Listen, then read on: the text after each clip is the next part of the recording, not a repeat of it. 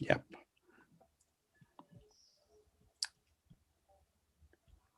Oh no, wait a minute.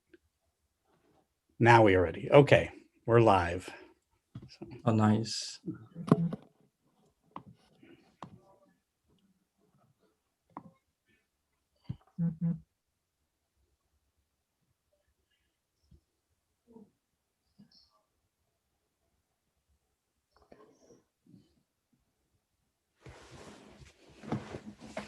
Just wait a couple of more minutes for people to join. Okay.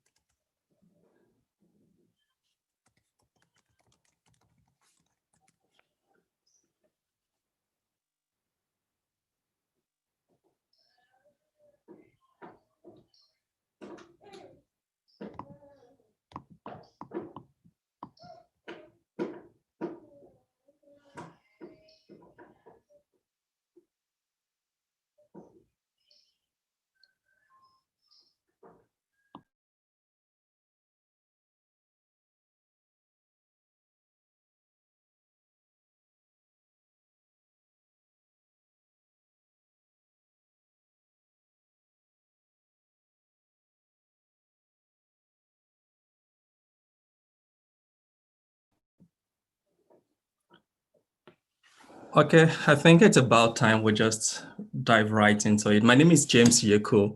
I'm an assistant professor in the Department of African and African American Studies here at the University of Kansas. It's my delight to welcome you again. Thanks for joining us yesterday. We had a great, amazing session. The keynote speakers, Dr. Kim Gallon and Esther Ama of the Ama Institute for Emotional Justice, offered a great presentation, and it was focused on the State and Stolen project, and that was really nice. Today, we have lined up a group of exciting panelists that will speak to different aspects of storytelling, and we're looking forward to hearing them and just continue the conversation.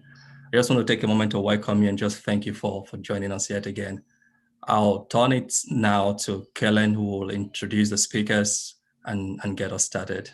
Welcome. Hi, so I'm here to introduce Ainihi Edoro from the University of Wisconsin-Madison with Brittle Paper, presenting Achebe, etc., building a literary archive, one Instagram post at a time. Welcome, Ainihi. Thank you, James. Thank you, Kayleen. Thanks for inviting me to take part in this event. It's lovely to be in this group of scholars thinking about African literature within the digital sphere. Much of what I'm going to talk about today is, first of all, let me share my screen.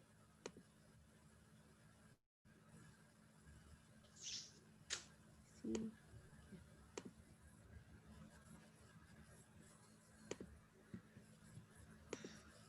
Okay, so much of what I'm going to talk about today comes from my work as the editor of Brittle Paper. Brittle Paper is an online platform where we create digital content on African storytelling. In addition to the website, we have various social media channels. And over the years, I have been able to observe the differences in what we do on these different spaces. It's all African literature, but on each platform, whether it's website, Facebook, Instagram, and Twitter, each platform demands a different approach to the discourse. And observing and studying these differences has led me to a sense of what is characteristic of a social media African literary archive, as opposed to, say, a traditional literary corpus, where a corpus means a complete collection of documents, or at least a collection that aspires towards some kind of completion. My presentation is centered on a campaign we ran in November 2019. And instead of using the stills I got from Instagram, I am just going to take you to the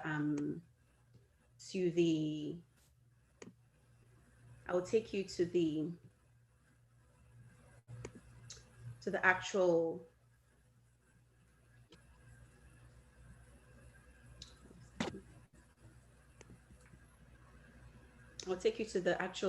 Instagram page so that you can kind of see for yourself.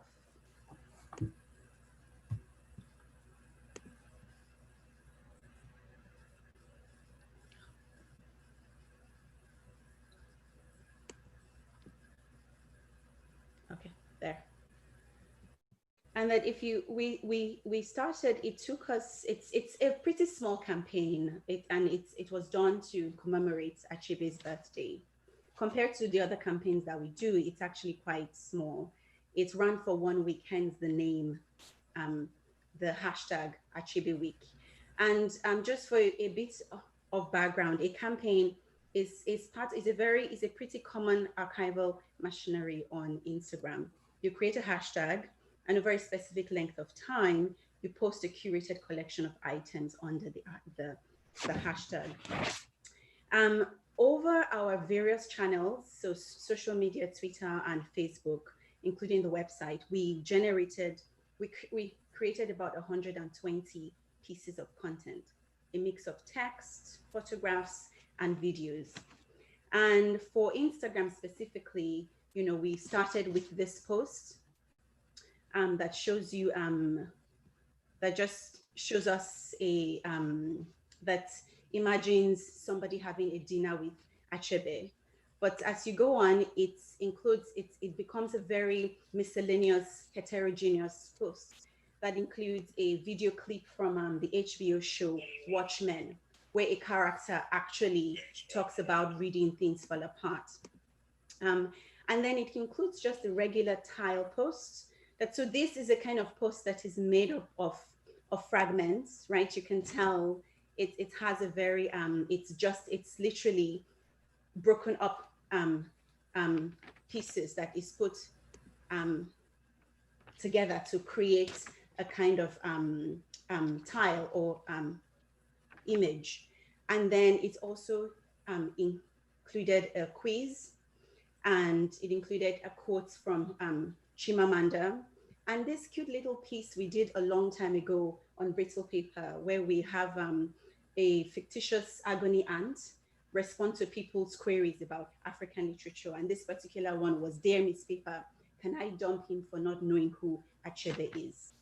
And then to finish off the campaign, we put together the 61 translations of Things Fall Apart, the cover art for all 61 translations of Things Fall Apart. And so if you click on each image, you will see a carousel of the covers for each text. And so it turned out to be a very, just very mixed and chaotic collection of little tiny things that constitute some type of collection about Achebe's work, Achebe's life, and people's response to it. Hold on, let me just move back to my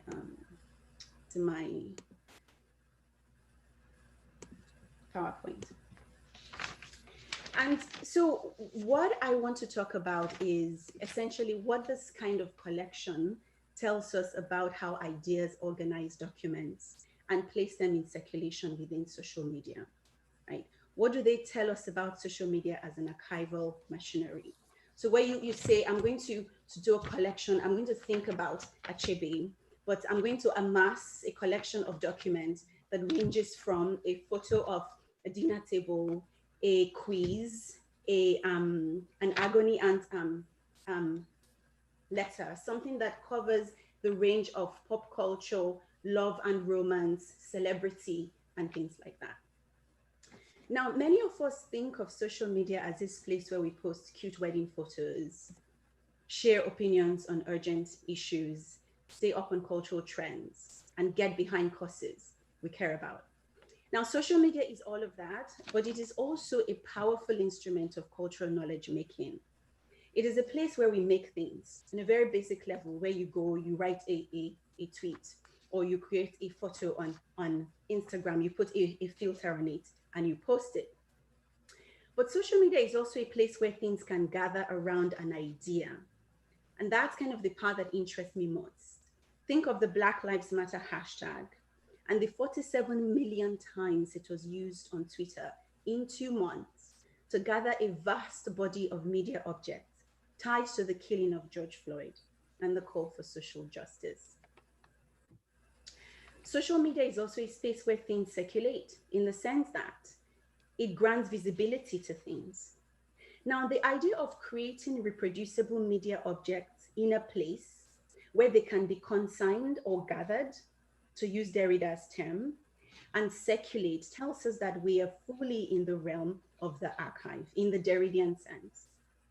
When an Instagram user takes a photo of Achebe's Things Fall Apart, writes a caption about how she loves it, and posts the content, she has contributed to the expansive catalog of texts and images about African literature on Instagram. Now, there are currently 15,600 Chinua Achebe hashtags on Instagram. It may not seem to be much compared to the 2.4 million of Shakespeare, but each time the hashtag is used, indicates a moment in which Achebe's text, his name or his idea, is used to organize or gather together a diverse body of information. But I'm interested in the kinds of collections that constitute this archival operation. What kind of documents does it assemble, and what rules govern its operation? The first thing to consider in configuring a social media archive of African literature is that it's going to be an archive of small things, and that's what we do when we curate African literature on social media. That it's an archive of small things. We're not going to find books, films, collections of letters, and I'm thinking about books as a technology or form. I'm not thinking about discourse on books, books literally. And the principles of gathering these documents together will not be grand histories and genealogies, treatises and arguments, epic stories of origin and evolution, and the history of the African novel, the survey of the Nigerian poetry, things like that. We're not going to find things like that there. David Cole, a prominent Silicon Valley figure, notes that social media platforms are built on a basic unit of content. Tweet on Twitter, for instance, right, is the smallest bit of, complete content that exists on Twitter. A good social media content is fairly short and distinct. Social media is a space where little things gather: a tweet, an Instagram post, a meme, a 15-second TikTok video, emojis, hashtags, like icons, and so on. So an African literary archive on social media thus consists in little things. Now, the smallness of the social media object ties into another key attribute of the archival system, which is miscellany. On March 2018, Chimamanda Adichie posted a video. She posted a video of herself dancing. It's a 7-second video. I'm going to play it quickly.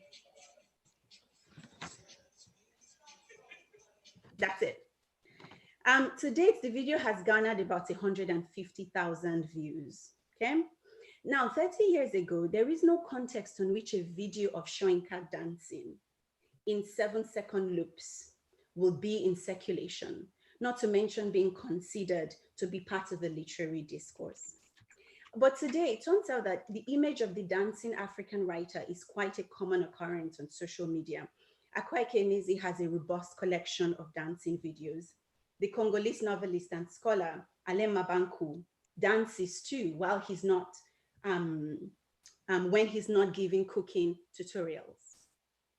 These videos are not terribly interesting in themselves, but they are significant when we consider that they circulate along the same routes as do other recognizably literary content, like book reviews, book announcements, book author interviews, photos from literary festivals, videos of writing workshops and things like that, right? So for instance, the next video after Adichie's dance is a video of her talking about Pen America and the collaboration she was doing with Pen America and a jewelry company, right? So these kinds of content may not be literary in a pure sense, but they share space with literature.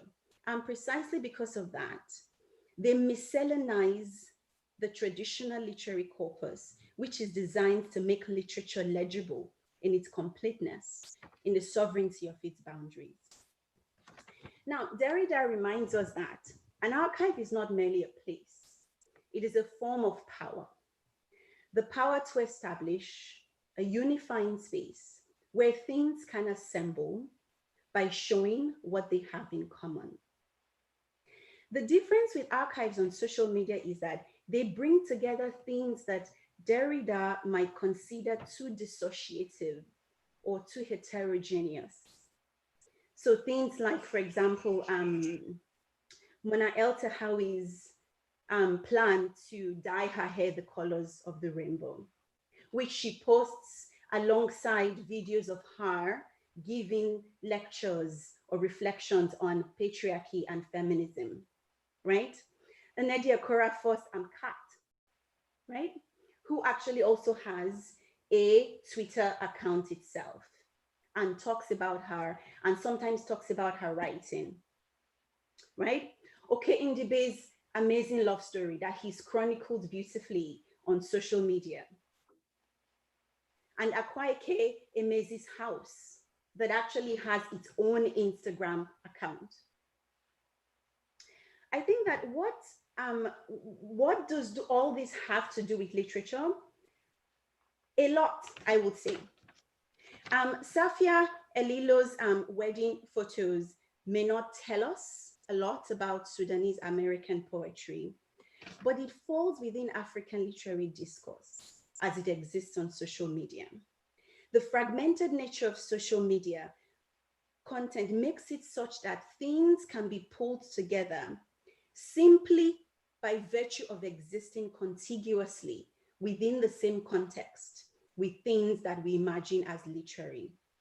The old ways of creating corpuses by establishing and then policing the distinction between significant and non-significant is not at work here.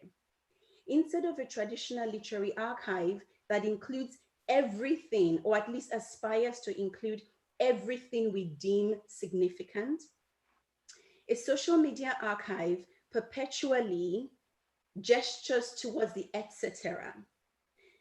That there is always an immense number of other things that could be considered literary. Book reviews, yes, but also birthday shout outs and pregnancy photos. Configuring this sort of archive is governed by what Umberto Eco calls the poetics of the etc., meaning that it involves fragments instead of connections, right? We're always thinking in terms of tiny little bits of things, miscellany instead of order, in the sense that we're always thinking of an archive that is open enough to take book reviews, but also to take wedding photos.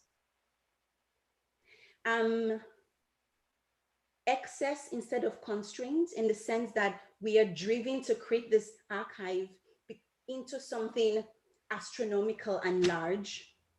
And lastly, ecstasy instead of authority, because these archives, many times we build them just from the sheer love of collecting things. Accounting for African literature on social media means making space for an expansive collection of media objects that capture a miscellany of cultural moments and artifacts. One where, in the terms of Eco, we do not always know the boundaries of what we wish to assemble, where we do not know how many things we are talking about, and presume their numbers, if not infinite, then at least astronomically large. Of quote. The version of the African Literary Archive as it exists on social media is an etc. archive, one that we build in bits and pieces, but that is also one that allows us to continually reconfigure the literary world by bringing out new relationship between very distant things. Thank you.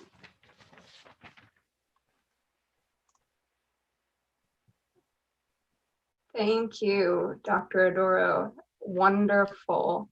So exciting to think about a completely different way of collecting and archives and social media as a way of expanding the archives, as opposed to the physical archives, which is always this restrictive nature of collecting and collecting policies. So we will take questions at the end. So we're going to move right on to our next talk with Jane Betsoffen from the Re-Imagining Tragedy in Africa and the Global South, ReTags project from South Africa, and Dr. Sanyan Muftic from digital scholarship specialist at Cape Town, presenting the archive as storyteller. Brilliant. Thank you so much, Kaylin, for the introduction and for pronouncing our surnames so well. It doesn't happen often. Sanyan's just setting up our screen as I do our introduction. Thank you so much to James for inviting us to talk at the symposium. And yesterday was so inspiring and so wonderful that this platform is available to us. Sanyan and myself are both theatrical-minded people, but we're not performers. We're very much directors. So we've decided to put a presentation together for you and let that speak on our behalf. So I guess I want to say sit back and relax and enjoy the story. Yeah, thank you. Thank you to the Department of African Studies at the University of Kansas for inviting us to present at the Symposium on African Digital Storytelling. My name is Jane Betsoffen. I'm a South African theatre director and designer by study and profession. I love creating worlds and stories on stage. I'm also a relatively newcomer to the world of digital archiving. And I am Sanyan Muftic, working as a digital scholarship specialist at Digital Library Services at the University of Cape Town. I come from a theatre and computer sciences background and have always been interested in how the two might intersect. Theatre in South Africa is deeply entrenched in the art of storytelling, from the traditions of African oral histories through to bodies presenting narratives in contemporary performance spaces. We live, speak, and move our stories in our embodied performance practices. The theatrical space is a place of flow and exchange, a transformation of bodies into images, of text into sound, of movements into emotion. Often South African theatre makers and academics focus on the output of the theatre production, rather than the process of the theatre making as the source for critique. Today we will be presenting our work on the importance and need for African theatre practitioners to be engaging in the ways in which they document, archive, and showcase their work, in order to share, expand, and centralize their stories for both academic and artistic development. While doing this, we will also be examining the narratives generated when we move away from the notion of the archive as source towards the archive as subject. Re-Tags, which stands for Re-Imagining Tragedy in Africa and the Global South, is an exciting 5-year research project led by Professor Mark Fleischman and Mandla Mbotwe at the University of Cape Town Centre for Theatre, Dance and Performance Studies. This project proposes to take a concept, tragedy, from the very beginnings of theatre in its European manifestation and to reimagine it from an African and Global South perspective. The research is directed at investigating the complex challenges of our global post-colonial present and looking towards our possible futures both inside and outside of the theatre discipline. The project proposes to do this in a variety of respects. Firstly, being through the development and staging of our 4 practice as research-based theatre productions.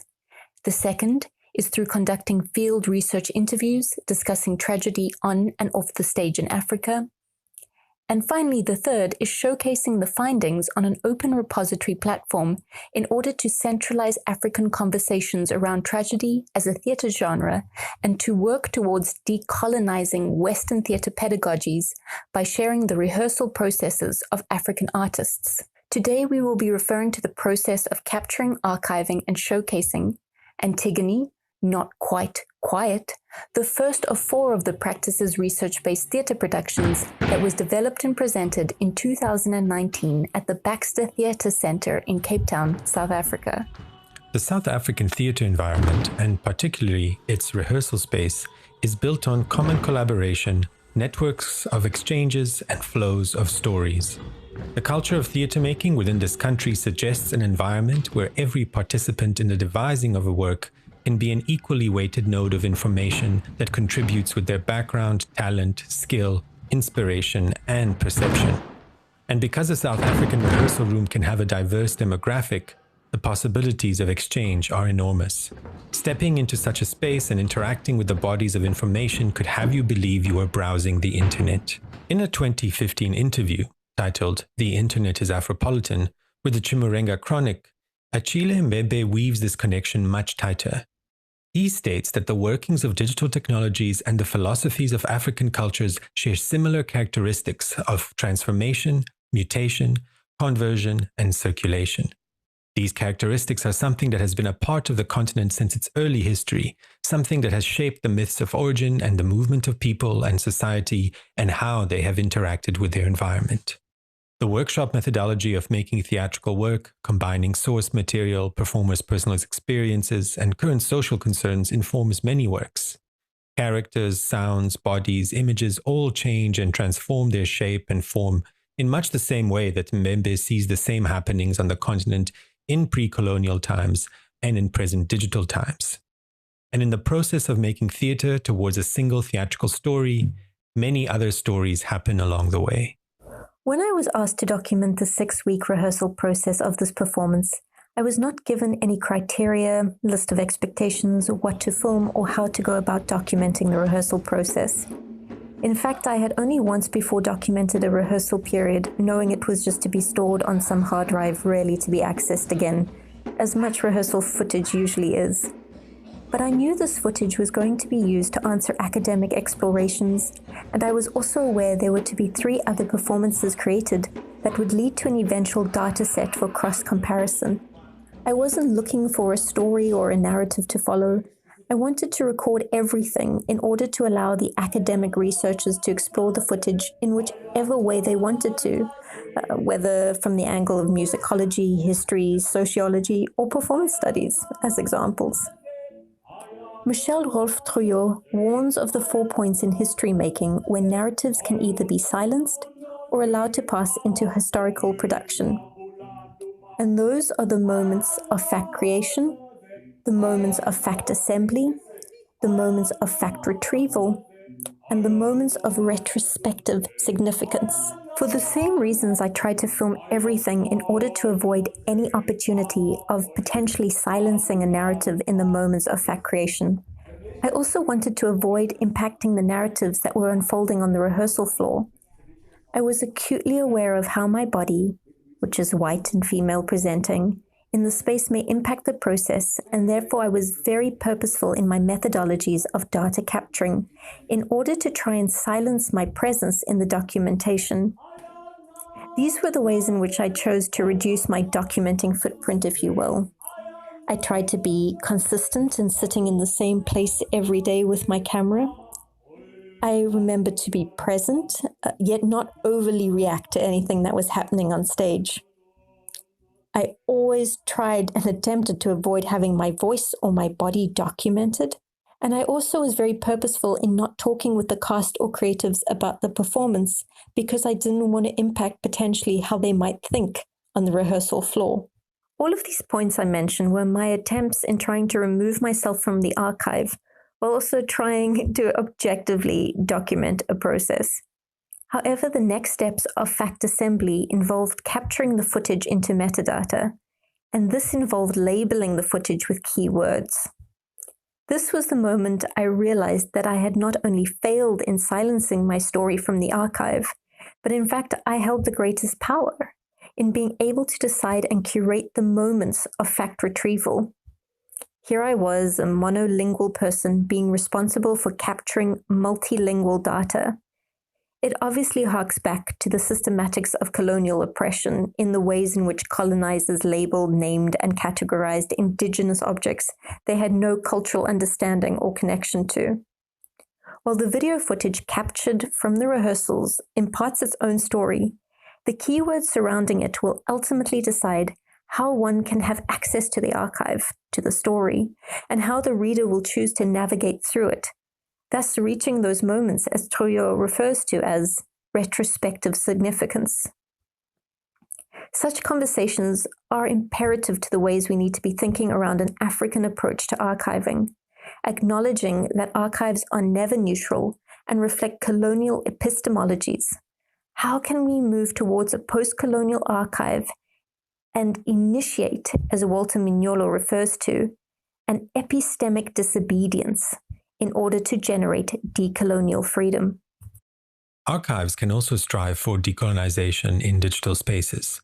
This forms a part of the digital humanities landscape, which creates a contact zone for various different disciplines. Digital humanities encourages the building of a multitude of stories out of an archive. In line with this project being under the umbrella of the University of Cape Town, and as the Library of the University was exploring how to consolidate a showcase platform site for its digital collections, the Archive of Retags became one of the first development projects in this task.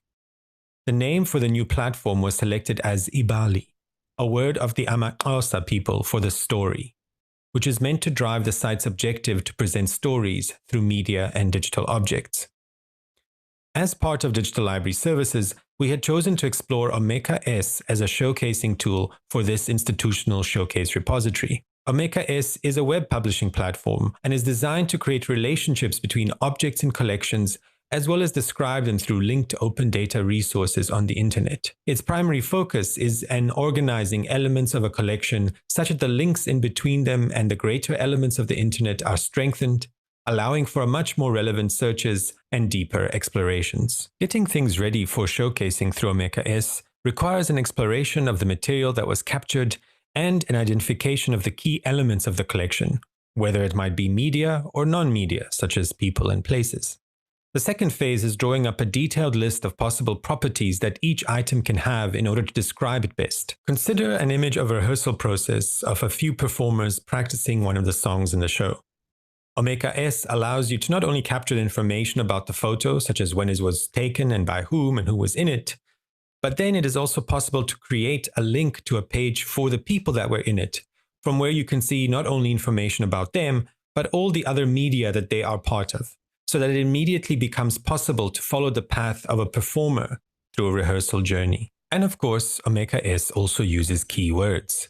Now, a keyword is a jumping point to somewhere else, as in when one is telling a story and the other person says, "Now that reminds me of." However, a keyword also has the potential to be a link, and one of the characteristics of a good story is in how it moves, links, or jumps from event to the event, character to character, place to place. However, as the person curating the archive, it is a delicate balancing act between imparting how you identify the media, the desire to consolidate keywords to enable more jumps, and how to be faithful to the many different interpretations of events. But it is also the flexibility of the digital that can come to your rescue in this case. Consider with the archiving of the rehearsal process of Antigone, what if the participants in the production, the crew and the performers, create their own media elements to tell us their story of the production? With many of the moments of the rehearsal process being digitized, it becomes possible for them to select the moments that they want in order to be able to tell their story of the rehearsal process. Omeka S allows for such a variety of curated pages to be created out of the same elements of the archive, and so much so that it's just one story that's being told with the archive. So our next step with this archive project would be to invite the participants to create their own site based on the same set of elements, thus allowing people to experience the rehearsal process from the eye of each different individual. But also the participants can work together to build stories out of different themes or events, creating curated pages which showcase a particular aspect of this shared community event. Because this digital archive is not static, because the digital objects can be relabeled and recurated, it is always possible to go into the different media items and adjust the keywords, add, consolidate, expand, whatever the needs might be. This makes it a collaborative curation process from within, further promoting a kind of community ownership of the material that is put on display. Outside bodies then do not have a final say on the presentation of a community's own material, and the power of classification and categorization can come from the participants themselves. And a key part of this process would be the addition of a multiplicity of languages to the archive, so that the keywords and concepts can mutate across languages, providing a broad spectrum of access. One of the other aspects of Omeka S, it also provides options for those visiting to talk back to the archive through the use of comments and form submissions to add on or to clarify something. While this has been a big part of our online sphere, it is probably important to acknowledge that this is merely a digital extension of a quality of storytelling and performance that has been happening on the African continent since the beginning of time. Archives, just like storytellers, are custodians of narratives and are constantly generating stories. No matter how much we may try to make archives or data capturing objective in the arts, they can never be neutral. They will always succumb to the will of the person sharing them. While the Retags project tries to open up space for multiple perspectives and narratives to be read from the archive, it recognizes that it has already undergone its own curation in its labeling and naming of keywords. It is because of this shortcoming that we advocate for the need to further explore methods of creating epistemic disobediences and how opening up the archive and its metadata to a greater, wider community may be steps forward in doing this. However, if we can shift focus from the inherited notions of epistemic violences of the archive to Stuart Hall's observations of celebrating the archive as a living institution that is by definition incomplete and open to the future, we can start to work with the notion of the post-colonial archive being an active subject in transforming and shaping history and its narratives. Even at the basic level, the Archive of the Retax project is doing something quite important, and it is sharing the story of a South African theatre. In this case, a South African rehearsal room can mutate and migrate beyond its physical dimensions. But this power of digital storytelling through the archive, found in its multiplicity, is also a challenge to our human need for our own version of events. There are as many storytellers as there are bodies. The digital allows us to take the time to engage with each. Thank you again for giving us the time to present our work on this platform.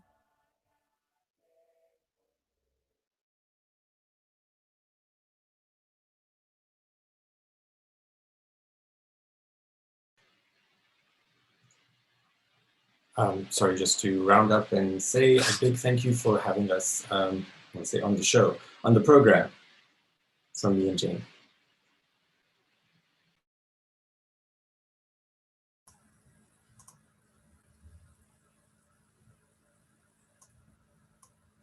Thank you so much. That was very exciting too.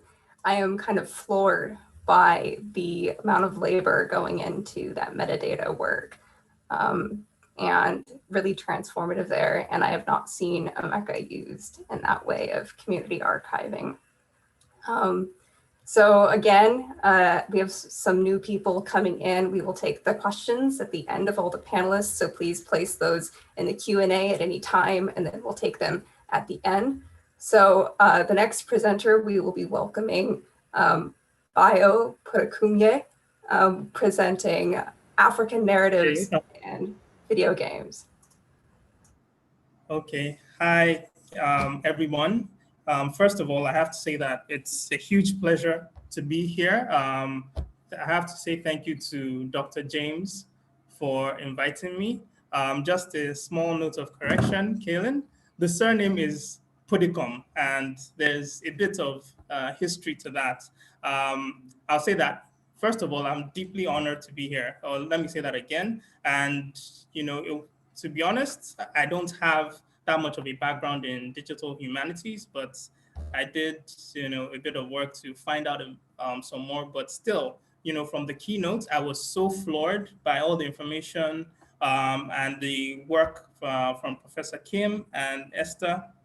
And what struck me most was how systematic the dehumanization process was. And I have a bit of that in my history as well. You may be wondering why a Black boy from Africa has a Welsh surname, but I'm a descendant of former slaves who came back to the continent once they obtained their freedom, and they were able to retrace their roots back to a place called Badagry in Lagos State.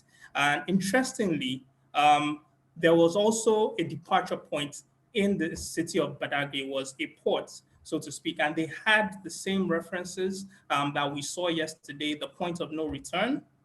And, you know, for me, I'm going to do a lot more to explore that, but let me move on for now. I'm going to share my screen now. Just a small disclaimer. I'm not exactly an academic, so you might find that there are quite a few pop culture references in my presentation and not so many academic ones. So please bear with me on that one. But yeah, so taking it away now. My topic is, you know, African narratives and video games. And I think it's a very important topic to look at because I see that a lot of the projects here they are going in an overall positive direction, digitizing and use of virtual reality, augmented reality. And I think that that's actually the best way to go, moving with the times, and it allows you to capture some of the elements that are important in, recreating and telling those stories in an impactful way. So moving on. Gaming is huge, right? And this is something that a lot of people outside of the industry do not understand. What you're seeing here is size of the gaming industry relative to other more established forms. And this is typical of innovation as we see it today. New technology, new media comes, and it kind of eclipses everything that pre-existed before it. It may not be well understood, but within a small niche, and it just explodes after some time. Same way smartphones came, and in less than 15 or so years, we see that all other types of mobile devices have been obliterated. Entire industries and markets have, been subsumed into this singular device. And what makes games so powerful is that it's an interactive medium. So when you're telling stories with games, it's so powerful because the player, it becomes the protagonist. They have to step into the shoes of the protagonist. They take up the form, and you see that in the language. When someone is playing a game, okay, I have to conquer this mission, or I have to take on this boss. There's a connection there, and it's really powerful compared to other forms of media. I think games have that unique interactivity where you don't just get the opportunity to empathize with the characters in the story. You actually, at some point, have to suspend belief and take on the persona of those characters. And I think that's a very important point to note. So given how large or how big the gaming industry is, there's still a problem of diversity. It's maybe 45 years or so that we've had video games as a form of media and entertainment.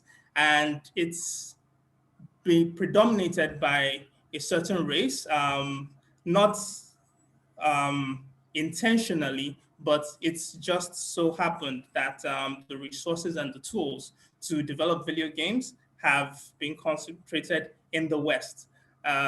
So for us, what happens with that is that you always, create content using the stories or the background or the information, the context, your individualized context. And so what happens is that because we don't have enough diversity on the supply side, creating video game content, there's a tendency for the stories, the protagonists, the characters to take up a particular shape or form that is not representative of the entire body of video game consumers. As you can see from the charts I'm sharing, only 1% of video game developers identify as African American, and that's had a huge impact on all what we see in terms of gaming. And this is not just a gaming industry problem. It cuts across, different forms of media, even video and TV. It's changing, but it's something that has to be acknowledged so that we can look for ways to address and remediate. So I'll talk a bit about storytelling in games in general, and then I'll talk more about what we did as a company to tell our own stories, to tell African stories or African narratives in our own ways. Usually there's I won't say it's a set formula, but there's a way, there's a system, or there's a science to telling stories within games. which is quite powerful, and it's very, very effective. We've seen it over and over again, where you create an obstacle, and which is in the gameplay. There's a challenge, there's something the player has to overcome. And in the process of overcoming that obstacle, they hit a point where you tell a part or a section of the story. So that's unlocking that is seen as a reward of sorts, and it ties into the whole mechanics of how the brain works, where rewarding certain activities tends to drive further engagement and a desire to it drives the release of dopamine in the brain, which causes further engagement and a desire to keep going on. Some people have abused this system and used it negatively to drive addictive elements. Even non-game platforms have done this. But what I like to say is that you don't want to throw away the baby with the bathwater. There's some positive here, and it's a powerful tool. Used correctly, you can use it to tell compelling stories and engage people on a deep and meaningful level. But for us, interestingly, we've not been afforded the luxury of this model in most of our games, and I'll explain why in a bit. See, because for where we are coming from, when we decided to start up as a company, Chop Up Games, we looked at the lack of diversity, and we said, okay, there are a lot of game players here. There's a lot of foreign content coming in, and there's nobody creating games for Africa. So our focus was to create games for the local markets that was contextual, that people could relate to. For instance, one of our first games, and one of the really, really successful ones, was called Downfall. And a Downfall is a commercial bus that you encounter on the streets of Lagos. They have several peculiarities that make them stand out. They're really, creative drivers, for lack of a better means of expression. They come up with all sorts of shenanigans. And when we're doing the research, we found out that we could draw parallels for this in different African markets. So, for instance, in Ghana, they had their equivalent was called the trotro.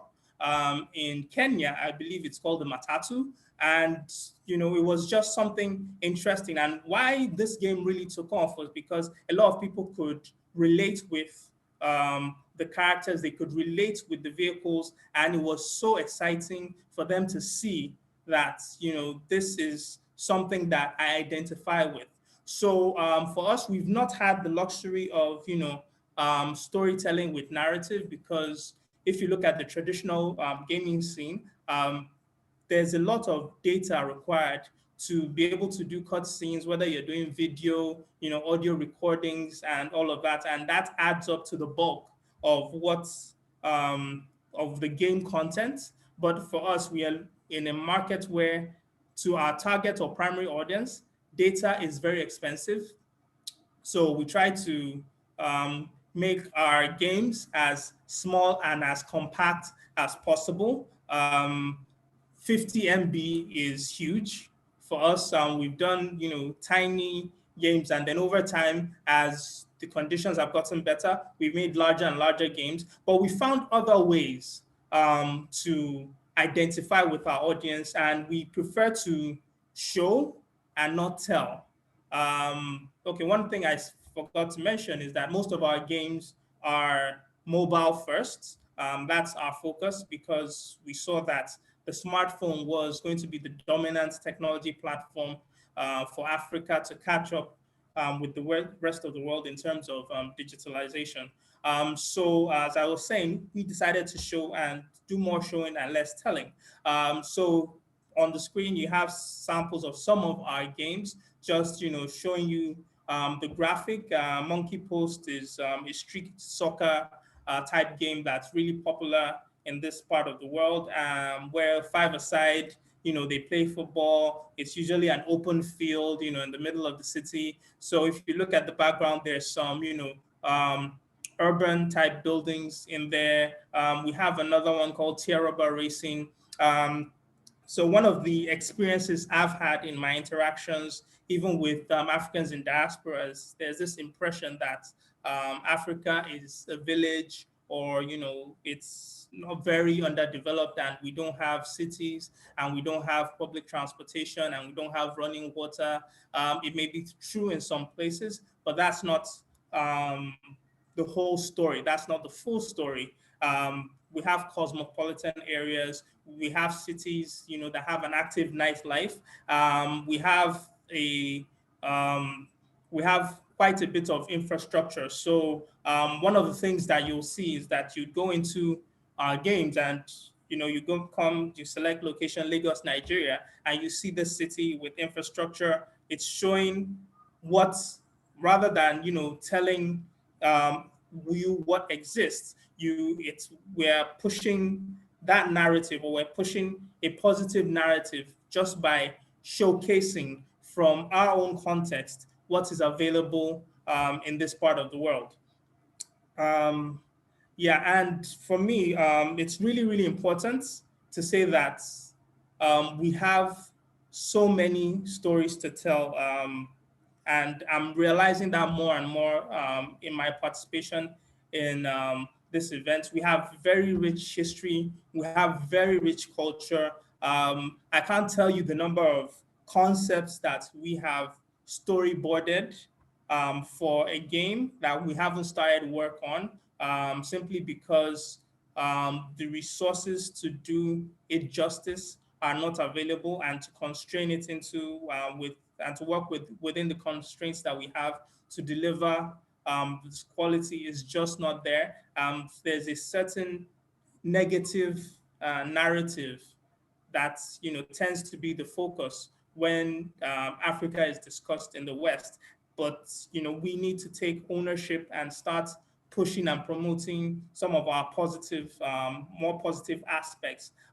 The picture you can see on your screen now is an artist's rendition of the old Benin Kingdom from 1874, if I'm not mistaken, before it was destroyed. And I had seen some writing on this, how the city was well structured. They had lighting. The streets were very well kept. They were cleaned every day. They had night lighting. They had moats for defense, and everywhere was segmented.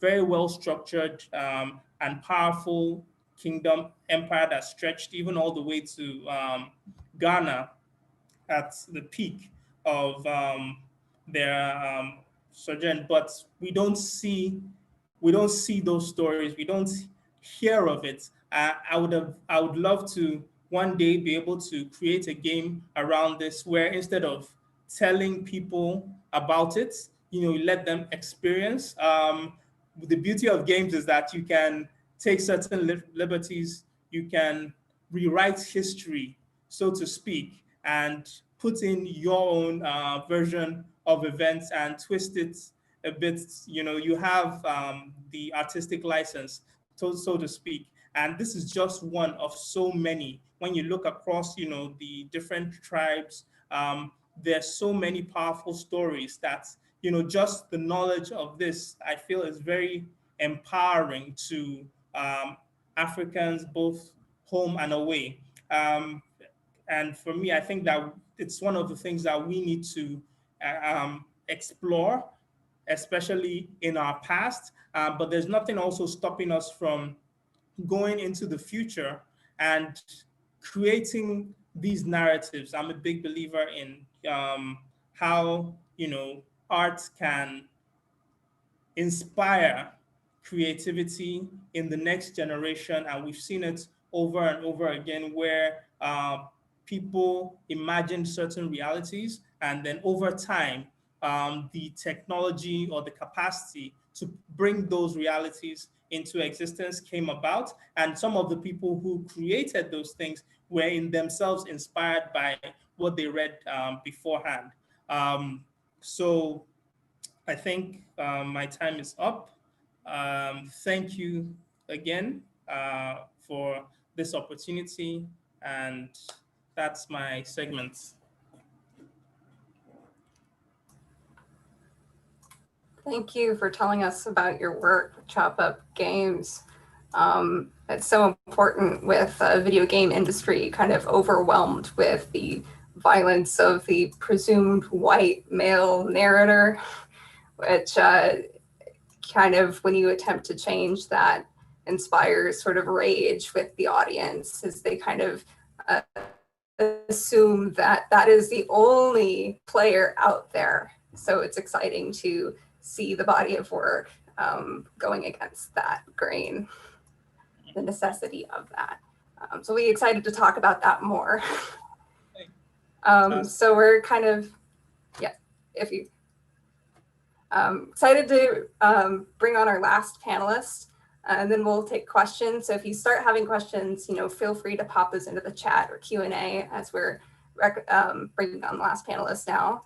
And this is Dr. Shola Adnakan from the University of Amsterdam, and who is an assistant professor of literary and cultural analysis, presenting Storying the First Book-Length Study on African Literature and New Media. Thank you, everybody. I'm looking at James, so can you hear me? Sometimes, okay, my student have complained a few times. It's an honor to be here, and I want to thank the organizers for this wonderful and highly engaging workshop. Now, I'm just going to share my screen to start with. If you can find it, yeah, okay, here we are. Sure. So that's my book, coming out in March 2021. And the story of this particular book began in early 2007 during an email conversation with Dr. Wambu Nwagi, who was at the time a scholar of political economy at the University of Toronto. Wambu and I were talking about the power of stories and why Africans need to tell the African story, which I think Bayo articulated very well in his presentation. And during the conversations, I was discussing ideas about PhD, about doing a doctoral program. And Wambu pointed out to me why the age we live in is different from the previous decades because of the power of the internet and the need for us to talk about what this moment in time, the digital age, means for African voices. And in infinite generosity, Wambu then introduced me to Biavanga Wanaina and Keguro Macharia. This particular conversation then led me on a journey to a network of writers, photographers, scholars, critics, and readers in various online communities. So I joined various online communities as part of my research. So this includes LISAF, such as Concerned Kenyan Writers Group, that used to be on Gmail. Then there was Generation Kenya, Koroga, Creativity, Ederi, USA African Dialogues, and several blogs. Among them is Diary of a Mad Kenya Woman, Gukira, run by Keguro Macharia, and Black Looks, which is run by Sokari Ekine. Now, my interaction with these different literary spaces revolve around what Collier de Odutola 2012 in his very important book refers to as factual ethnography. In my case, I was a participant observer for some of the time, but most of the time I was just an observer. Now, you may want to ask why Nigeria and Kenya. As you can see in my slide, I settled mainly on Nigeria and Kenya as case study because these two countries arguably produce the majority of most talk about writers in the context of Anglophone African literature. The body of written works and intellectual productions coming from these two countries and relating to is also very extensive. For example, these two countries have produced most of the winners of the Kane Prize for African writing. Furthermore, along with South Africa, Nigeria and Kenya possess the most digital hubs on the continent, thus putting them at the forefront of digital innovations in Africa. Many of the pioneering African bloggers from the early part of this century anyway, come from Nigeria and Kenya. And digital culture is highly vibrant in these two countries, which is why both have caught the attention of digital organizations or companies such as Google, Facebook, and Twitter, all of which have business interests in Nigeria. Now, with chapter 1, I engage more with the idea of literary networks in the digital age. And in this very first chapter, I address what I see as an under-theorized aspect of African literature, which is the analysis of digital literary networks and their importance to our understanding of literary history in Nigeria and Kenya. I utilize the concept of network in analyzing the many layers of relationship between the analog terrain of print publication and that of the digital. I studied computing for my first degree, so my understanding of the concept of networks and the applications are both loosely based on networking morphology taught in computing at undergraduate level at university, which connects to the different structures and forms of network. As a literary theorist, I apply the metaphor of network in unpacking the types of connections to be found within African literature and within the global community of literatures. Literary networks, in my view, provide an important means to theorize the intersection of politics, class, and literature. In this particular chapter, I foregrounded my argument on Chimamanda Ngozi Adichie's short story for Granta, which was originally published in Granta before it was turned into part of a collection of short story, which is on Jumping Monkey Hill. And I use this particular story, Jumping Monkey Hill, to envision the world of Anglophone African writing as something that looks at that, where you're looking at the bottom right, with London as the main hub and all the other cities on the continent, in Anglophone Africa anyway, as the sub-hubs. And these main hubs also have their own sub-mini hubs attached to them. That's the world of book publishing, by the way. Whereas the digital literary networks resemble the top version, where you can see at the top. So you can see that the world of book publishing as Western metropolises as the main hubs. But the world of online publishing is truly multi-directional, as you can see from that picture, in its conception and its functioning. However, I point out that it is important to stress that digital network also carry much of the hangover of market economies, because networks, by their nature, privilege some groups while marginalizing other groups, the others. And given this complexity, I place my analysis of digital literary networks in the context of Nigeria and Kenya within these settings. Number one, as a starting point for studying the power dynamic within global literary networks. Two, as providing a means to articulate literary history and development. Three, as giving good insight into the way in which class operates within Kenyan and Nigerian literary circles. And as recognizing that this digital network aesthetic, there's an aesthetic connected to digital network that is being produced by Nigerian and Kenyan writers. And lastly, as providing insight that digital networks can be read as material metaphors. With chapter 2, I focus on class and poetry in the digital age.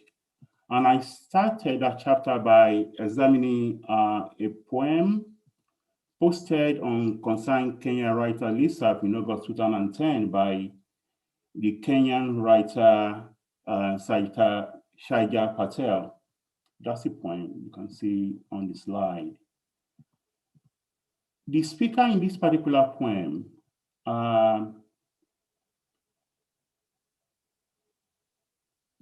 underlines the way in which the digital space brings the past and the present together. And African poetic tradition is yet again going through a transformation. That's my own reading. I'm talking about my own reading of this particular poem. A transformation without shedding its past. And I think yesterday, Dr. Kwabena Opoku-Agyemang and the linguist Kola Tumbosun demonstrated this connection between the past and the present. What we can deduce from work like mine and that of Tumbosun and Opoku-Agyemang is that the poetic tradition as we know it is becoming digitized. And the speaker in this particular poem is warning that poems, the tradition that refuse to take their place within the digital landscape are in danger of becoming moribund. And just as oral performance incorporates audiences into their materials and adapts text to the mood of the audience, what you find is that poets in the online writing space are doing the same by inviting readers to partake in the creative process, in addition to letting outsiders to review work in progress and to make comments on these materials. Now, with regard to chapter 3, I return to fiction, short story. And here, in this particular chapter, I address representations in online short stories.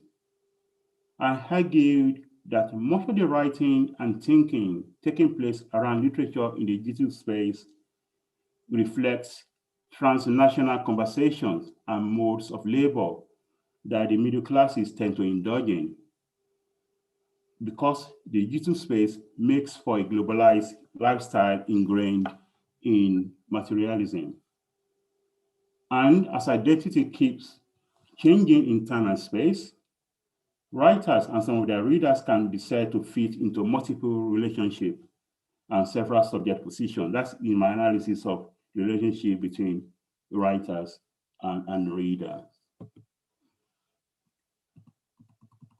So the next 4 chapters, just because of time, focus on the intersectional links between class and sexuality, and how these are for granted by body politics. The writers and artists alike have continuously used literature and their creative works to inscribe society's point of view and their own personal point of view on the African body. What I was trying to do in these chapters is to direct readers to the way in which marginalized bodies, notably queer Africans and African women, are being inscribed upon by writers, by society, and by both the print and new media machine. Literature in digital space and the discussion that come about through online writing provide a counter to conservative and distorted views on African sexuality and history. It provides a voice for repressed identities in all their simple and complicated forms. This is because in the age that we live in, especially with social media and web blogs, these are becoming rich spaces to discuss matters deemed too provocative, too dissident, and too immoral to broach an ordinary and physical, to be broached in ordinary and physical public spaces. Furthermore, I point out that emerging creative writings are showing us unseen patterns of violence, sexual violence. This point cannot be overstressed. Why the near ubiquity of mobile phones and internet cafes in Nigeria and Kenya means that acquiring and consuming and producing digital information raises new challenges for those fictional characters who use the internet for sexual experimentation. And one example I drew on in my work is that of Shaita Patel. Again, that's a short story slash drama titled Last Word Caught in the Act. And here she illustrates the danger that the internet poses for people who are gay or lesbian in Africa, especially when they use the internet to partake in cyber activities. I argue that short creative writing can also be read as coming out fictional narratives made possible by the user space. They represent the dangers facing people who are not 100% heterosexual within the online and offline spaces. And the fictional digital characters can be read as mirroring the real experiences of Africans. But then, many of these stories also reveal that there's an underrepresentation of poor and working class Africans, because we don't tend to see them in much of the literature that is being published online. Gay and lesbian characters, for example, are often portrayed as well-to-do city dwellers with disposable income and who are able to move seamlessly between Africa and non-African spaces. The lifestyle of most of these fictional characters is not too different from that of transnational middle class and highly educated writers are publishing online. And to round off, I finish by looking at the social media and the aesthetics of the quotidian. In this regard, what I was trying to do, or what I did, was to draw the reader's attention to the near or total neglect of the ordinary and the commonplace in what we do as scholars. The quotidian is often the foundation for much of Africa's artistic endeavors. Everyday objects are the tools with which writers produce fictional narratives and poems. Going back to Adichie's Jumping Monkey Hill, for example, we have Ujunwa, the protagonist, going to the airport. The speaker in this particular poem you are looking at, Wambu Kamiru's poem, Night Dresses, is applying a lipstick and wearing false nails. These are all routine acts that carry poignant messages. Poems and songs are carved out of everyday emotions, such as crying, eating, and praying. And as scholars, we need to pay attention to this. And also, much of the television and cinematic productions in Nigeria and Kenya speak to the everyday lived experience of Africans. Therefore, the quotidian deserves the same level of seriousness that we attach to the phenomenon, not only because it is the stuff of the popular, but also because we cannot fully comprehend African humanity without it. How do we articulate why people laugh, cry, love, and work? These are not mere human instincts and basic needs. People put a lot of thought into planning their daily routine. Monumental events in people's life are brought about by everyday actions and thoughts. So what I was trying to do was to bring together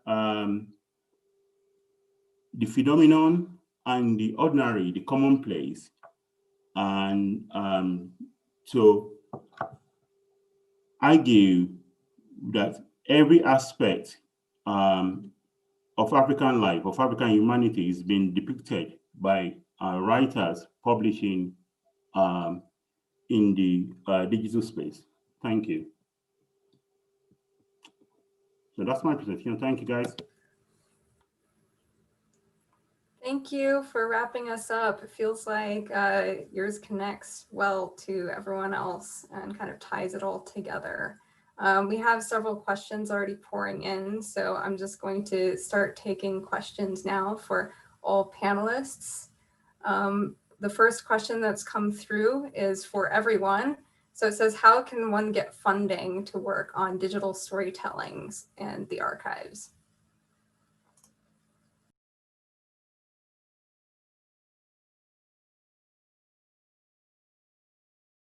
Anyone who wants to answer. Okay. It depends on where the person is.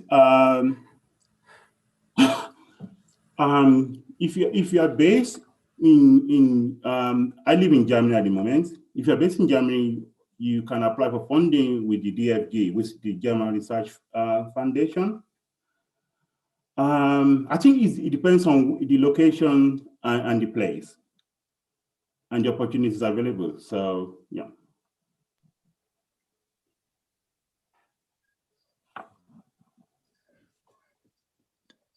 Kellen, I'm wondering if with your permission and that of the organizers, if one or two people in the idea reach might want to speak to that question. It's an important one.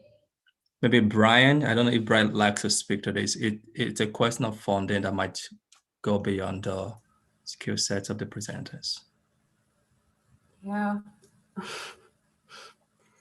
And it is very location specific, and also just everywhere you are, there's multiple grant opportunities.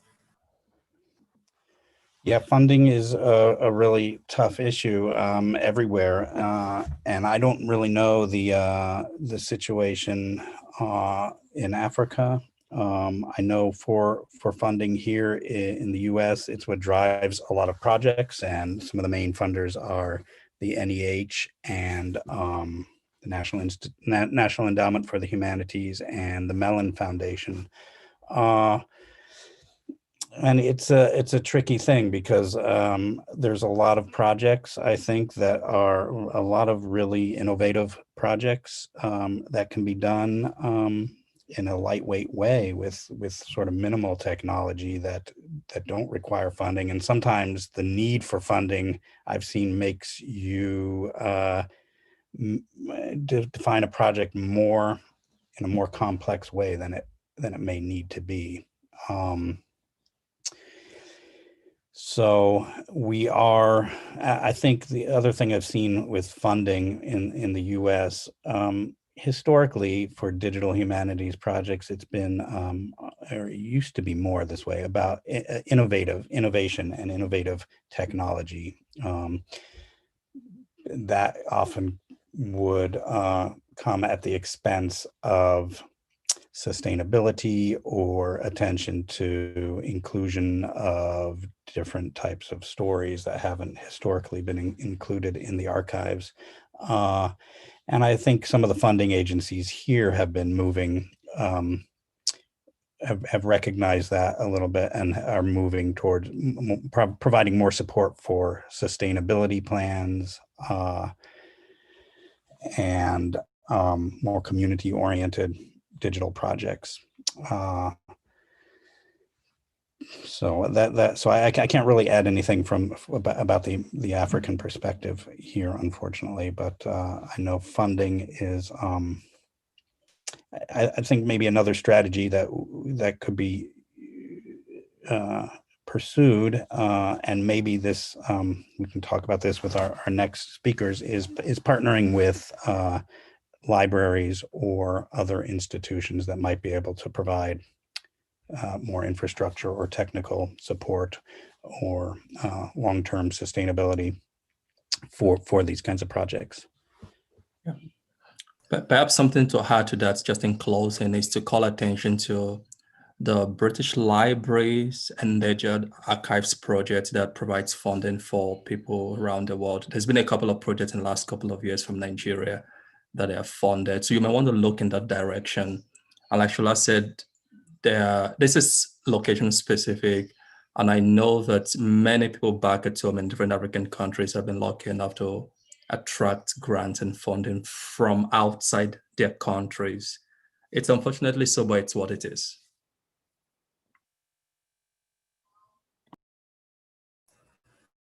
Thank you for that. I mean, funding is very important, especially for the large digital humanities projects. It can be very difficult to get through because they're time and labor intensive. So we have a question, it's a bit long here, from Susanna Sachs, a lot to unpack. Thank you. So it says, thank you all for these exciting presentations of some really important work, and to KU for hosting this exciting symposium. My question is for Dr. Adnakan. I'm curious about your suggestion that African poetry, which does not accede to digital objects and circulations, threatens to become moribund. How particular is this to poetry, do you think, and why? I'm particularly interested in this question as it relates to form, given the popularity of, for instance, radio and newspapers. As, I'm sorry, I might not pronounce this correctly, Adewatoa Badu pointed out, for poetry publication locally. Is the digital necessarily prior to other publication formats for poetry? Thank you. Thank you, Susanna. Digital is important, but I think what we also need to recognize, like both the digital and the print, they have a sort of symbiotic relationship with one another. So both can exist and both are still very germane. I think what Shata Patel was discussing in our poem was not that we should forget the oral tradition or the tradition of publishing work in print, but that the digital space also offers ample and robust opportunities for poets.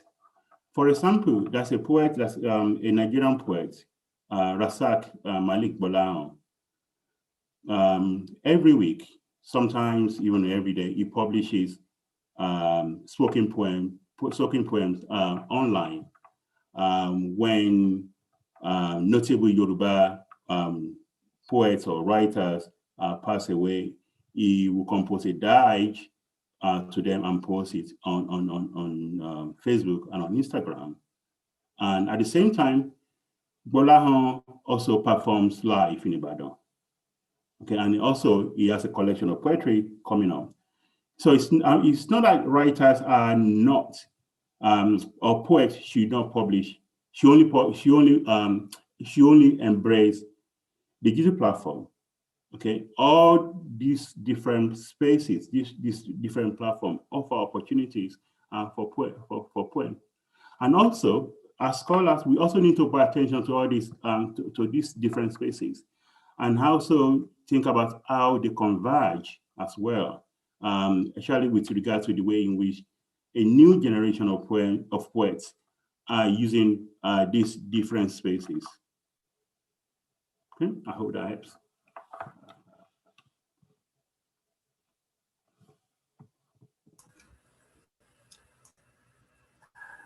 Thank you. I think we have one other question right now. Please also just continue to add questions for our panelists in the Q&A or chat. So this is for Dr. Adoro. It says, thank you so much for a brilliant presentation. I wonder if any further observations as to how you think this etc. archive of African literature might impact African literary form itself. We see increase in flash fictions, Twitterature, and the like across the continent. Are these here to stay, do you think? Can we possibly consider the re-emergence of poetry as part of the logic of the social media archivescape? Thank you for that lovely question. Social media has not necessarily gone in the direction that lots of literary scholars imagined. So, 2012 particularly was this really bountiful year in which you saw a lot of experimentation with literary form. So we had Teju Cole's Small Fates. We had Jennifer Egan, an American novelist, her sci-fi story published on Twitter in the New Yorker, right? There was this sense that social media opened up all kinds of formal experimental possibilities, that in fact the novel as a form was endangered. But what we've seen so far is that, to be honest, we all still hold on to kind of conventional literary forms. And that even though we find, you know, moments of literary experimentation with social media, and it's kind of fragmenting and miscegenizing power, that many of these texts still continue to be curiosities, in the sense that, you know, Twitter fiction is fantastic, it's great, it's fascinating, but I mean, it's not as if it's changing the literary industry. It's not as if it's changing literary culture, right? And that, so I would say that my sense of how social media's archival power, or social media, you know, the way it operates as a form, as a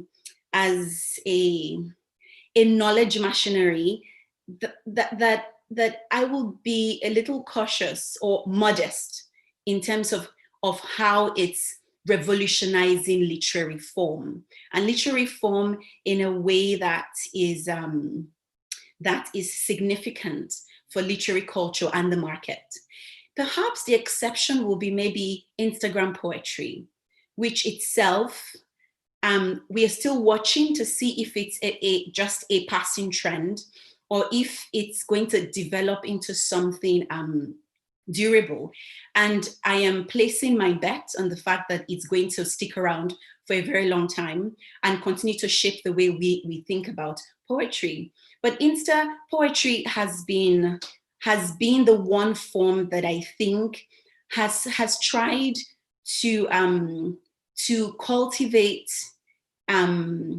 a robust archive, and that has really taken the that has really gotten the attention of the literary markets, right? Which is a big part of the literary ecosystem. The market has to be interested in a form for it to be able to circulate and build in a particular kind of way.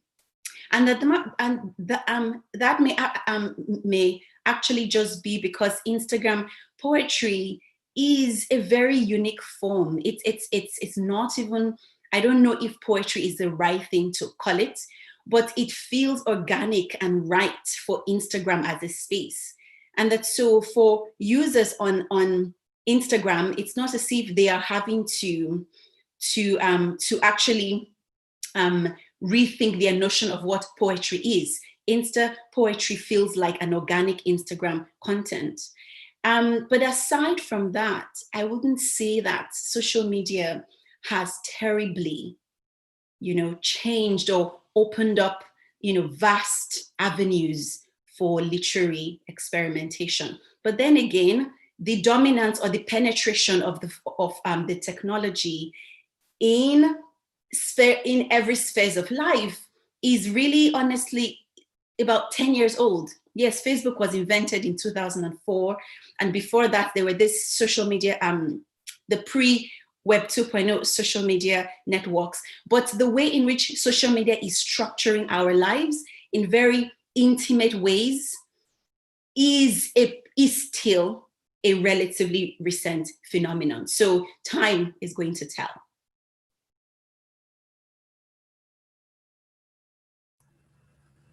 Thank you. We actually have one more question, and this comes from one of our own panelists. Titi, do you want to speak up? Hi, everyone. So I have two questions, and they are both for bio. So the first one is, apart from existing in a low-income economy, what other I'd say, what other things would you say is accountable? What other thing would you say is accountable for the marginalization of Black people in the gaming space? So that's the first question. Now, the second question is this.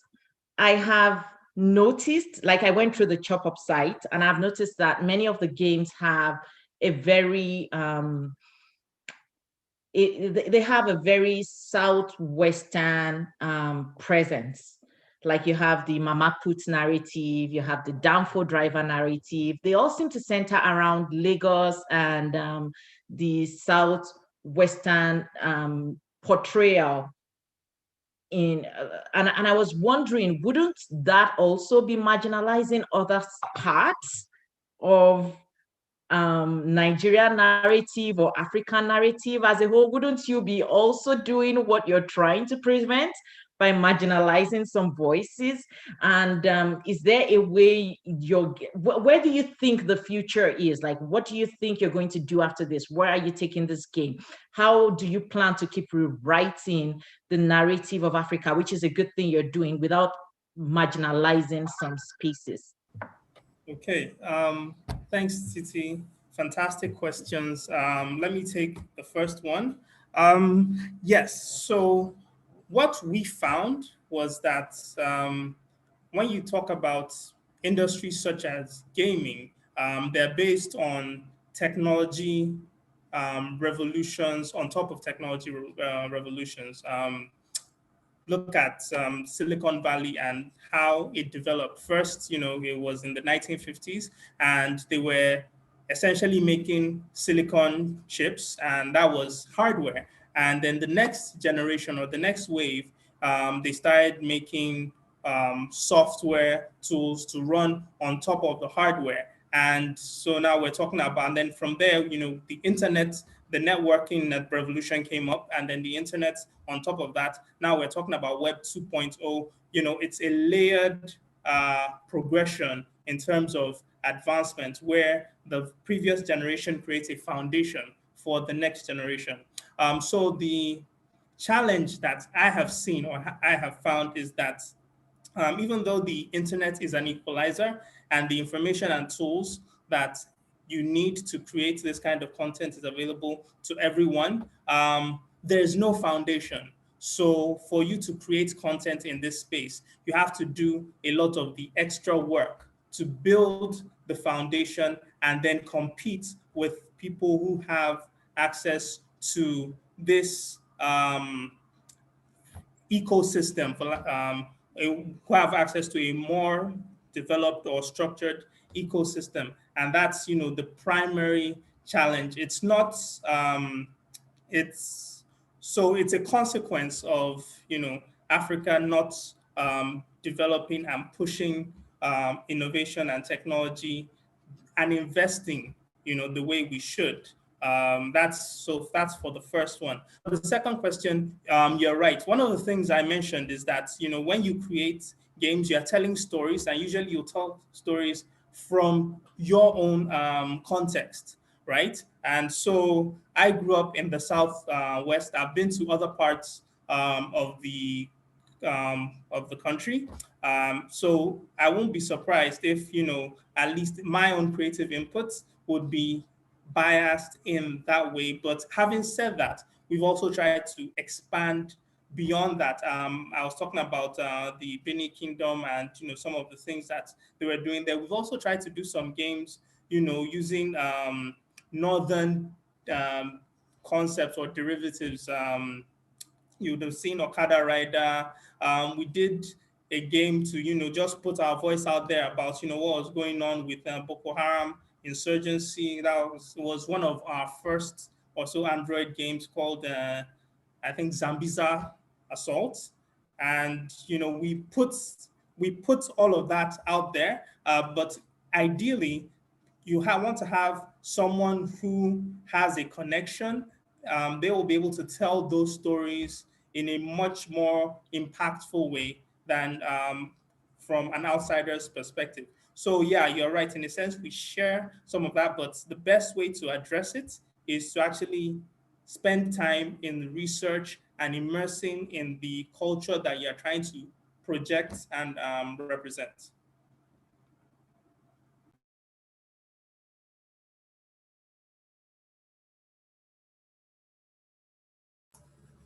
Thank you to all of our panelists for an excellent Q&A.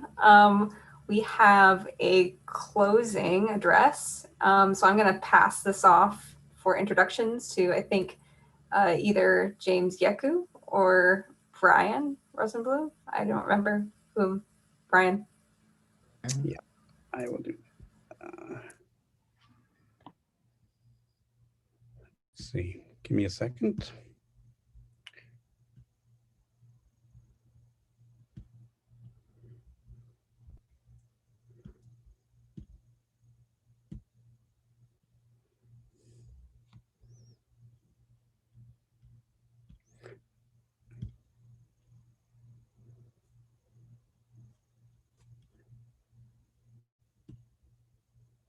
Okay. Am I on the video? I only see James here. So. Yes, you are. Oh, okay. I don't see myself. Well, thank you all. Those were I loved all those presentations. It's been such a fantastic program. Let's move on to our last session for the day. The closing address. It's titled "Open Access and Digital Storytelling," and I think it's going to be more of a conversation and a synthesis and kind of reaction to what we've heard, and maybe a little high level picture of some of the developments in recent years. And to do that, we'll hear from Irina Kuchma and Titi Babalola, and just a brief introduction to both of them.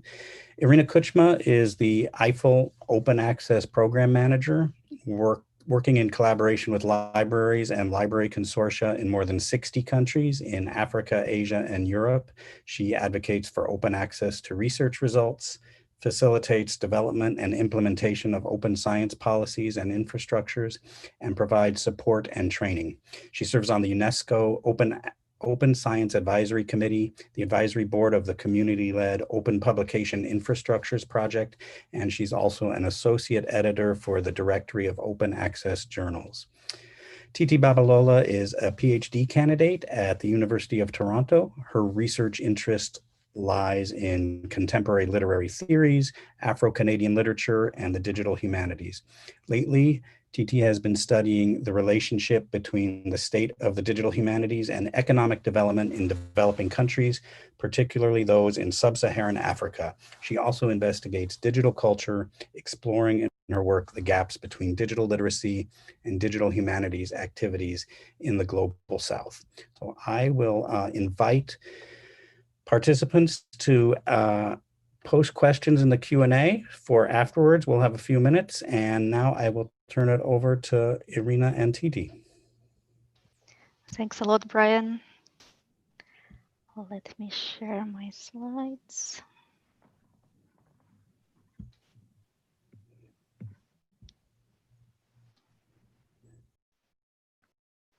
They're coming. Just bear with me for a minute, please. Yes, I think now you should see them. So as Brian said, I have a privilege to work with academic library consortia in 16 African countries, and together we develop open access to publications projects, as well as open science and open research projects, and a lot of topics we discuss in our academic circles are very much aligned with what was discussed yesterday and today. So thanks a lot for inviting me and for giving this opportunity to share. And I'd like to mention two recent policy documents that we put together, which I think flag the issues that have already been flagged in those days, and suggest some solutions at least in university contexts. And the first one is called Open Science Africa, Principles and Actions for Global Participation. And those principles were developed by a group called LeapSense. And LeapSense is a community of academic librarians and also representatives of research and education networks. And in Africa, there are national research and education networks, for example, EcoConnect in Nigeria, Garnet in Ghana, Kenet in Kenya, RANU in Uganda, MAREN in Malawi, and in other countries as well. And there are also regional research and education networks. And what they do, they provide connectivity services, and they also provide cloud hosting services. And our library community supports development of open access repositories and journals. And that seemed like a perfect fit for us because brands were working on the connectivity and clouds and infrastructure side, and libraries had experience with open access support in their institutions and countries. And we prepared those principles for UNESCO, because this year UNESCO discusses open science recommendations, and we stressed two areas which are really important to progress with developments in scholarly communication, but also I think in digital humanities. So the first one is Africa-led and operated open infrastructures, because as we heard yesterday and today, it's really the best when Africans who understand local specifics manage and run infrastructures. It's not someone from abroad who doesn't understand what's going on in the countries and in institutions. And it's really important to value indigenous and traditional knowledge, which is unfortunately still underrepresented in scholarly communication system. And with this statement, we try to address inequality, which unfortunately still exists in African universities, and support equity, diversity, and social justice. So we feel it's really important that African researchers actively engage in defining and implementing open access and open science on the continent, but also globally. It shouldn't be the global north driving all those discussions. And I'm glad to see that more and more researchers are getting engaged in those discussions. And it's really important to shift focus towards equitable, global, long-term, non-commercial, open source if possible, scalable and sustainable transformation of scholarly publishing. And we see that by enabling and promoting local infrastructures. And I don't think there is a single country left in Africa which wouldn't have an open access repository, either on the institutional level or on the national level. So there is already infrastructure there. There are skilled librarians who are able to provide support. Of course, digital humanities is still a new topic in many libraries, but we started discussing how librarians could be better trained on providing support to digital humanists. And we also see as a path to sustainability, collaborative community-based models and open public infrastructures, because it's not really sustainable to leave everything in the hands of big multinational commercial companies that wouldn't care for local needs. And local solutions are really important. And for us, that's the way to long-term sustainability. And we drafted those principles to commit to running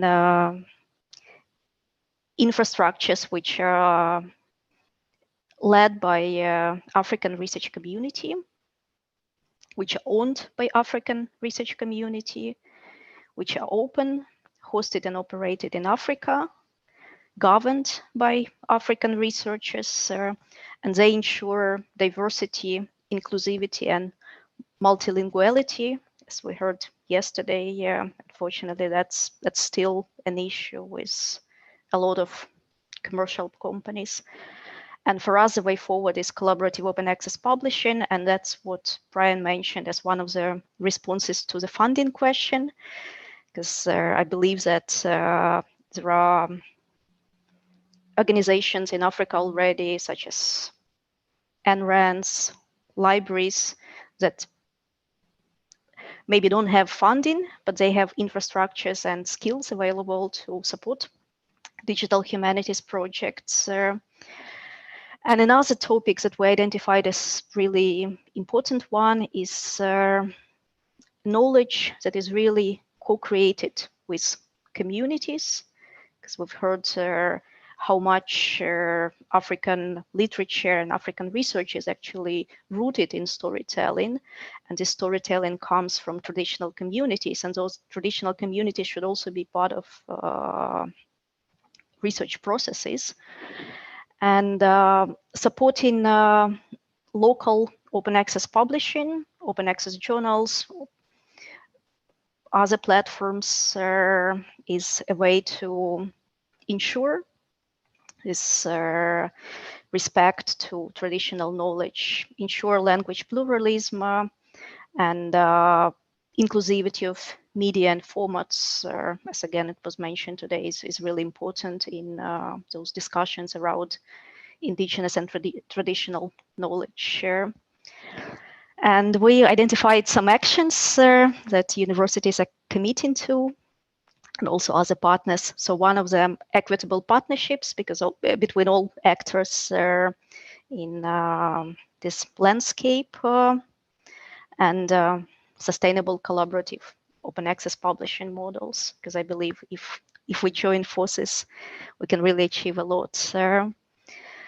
And it's really important to co-develop standards for capturing and disseminating indigenous traditional knowledge that is respectful to those traditional communities. And community university partnerships and community-based participatory research is something that should be really high on the agenda of African universities. And one of the main obstacles on this path is this traditional research assessment and evaluation system, which exists in African universities, but also in the global north. And unfortunately, this traditional system doesn't really support diversity and equality. And we believe that that's a missing, one of the missing links and one of the missing steps that should happen. That universities and research organizations should really change the way they assess researchers and evaluate practices, introduce incentives, introduce services that really support and reward researchers who engage with communities in the culture of sharing, that reward diversity of outputs, not only peer-reviewed journal articles published in a bunch of international journals, publishing in local journals should be rewarded, as well as digital humanities projects should be as valuable as those peer-reviewed publications in international journals. So it's really important to capture broader impact, broader community impact, broader social impact of research. And then multilingualism and diversity is really important because researchers should be evaluated regardless of the language in which they publish. English shouldn't be lingua franca in Africa. And journals and book publications in all languages should be part of research assessment and evaluation, and not only these journal articles. And this is one of the examples of an open access repository from University of Nairobi. And in our network, that's the largest open access repository. It includes over 100,000 records. And I just did a quick search what kind of materials they have with keyword storytelling, and I found 156 papers available there, and they look at storytelling from organizational perspective, from community perspective, and these kind of repositories could be used to disseminate research, and it's just one of the examples, and there are many others out there. And I'd like to end my talk with some highlights from UNESCO Open Science recommendations. So they're still in a draft form, and last week they were sent to 193 member states, and the process is to discuss them and adopt in November next year. And I was really glad to see that those topics of equity and diversity are deeply rooted in those recommendations, and they're supposed to be global recommendations that each country, each government would commit to. And they stress collaborative and inclusive open science. They stress importance of new actors in open science, not just traditional researchers whom we used to see. They also promote inclusion of scholarly knowledge from marginalized groups, and aim to reduce inequalities that exist and build capabilities among different actors not traditionally involved in research processes. And they stress the importance of dialogue with indigenous people and communities, and respect to traditional knowledge holders. And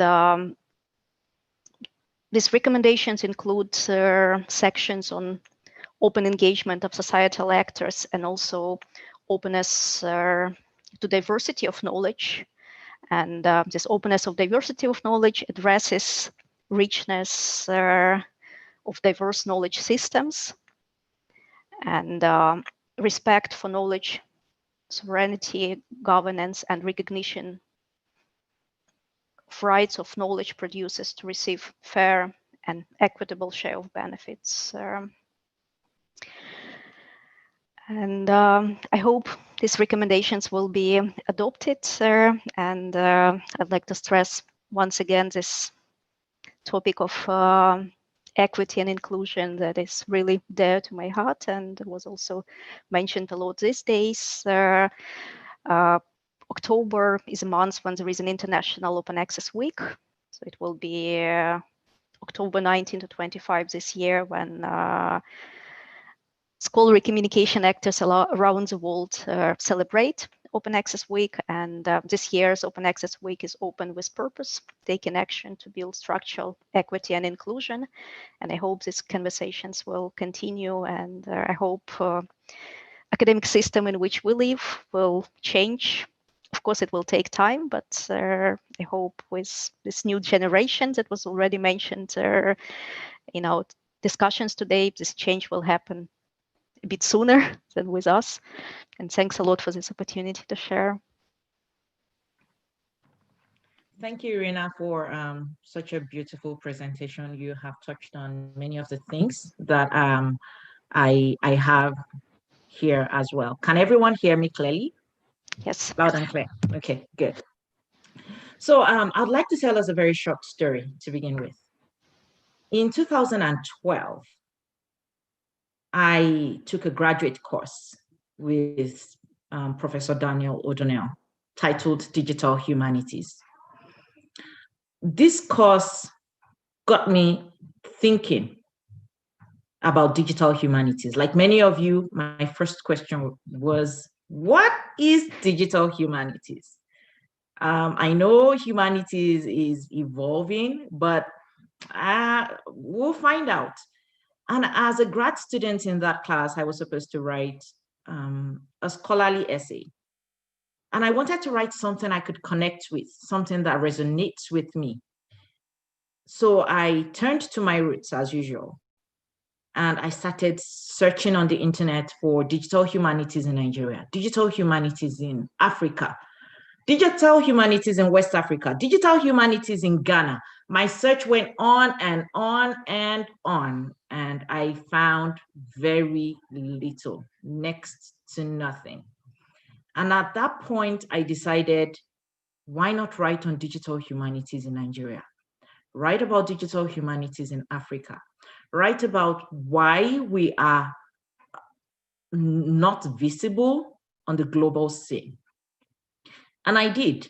Fortunately for me, I was able to find an article, more like a blog or a post that Dr. Yeku had written a while ago, just about the digital evolution in the literary sphere in Nigeria. And I held on to that, like, oh, this is my saving grace. This is one thing, this is one person writing about digital humanities, kind of.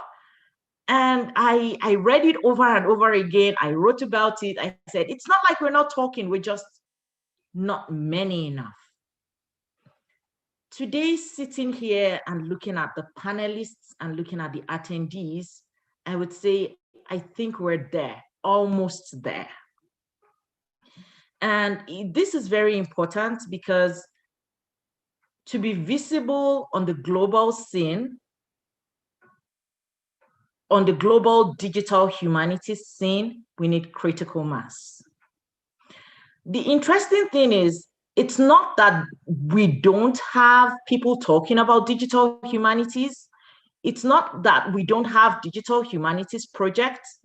As we've seen at this symposium in the last couple of days, we have an abundance of people telling our stories.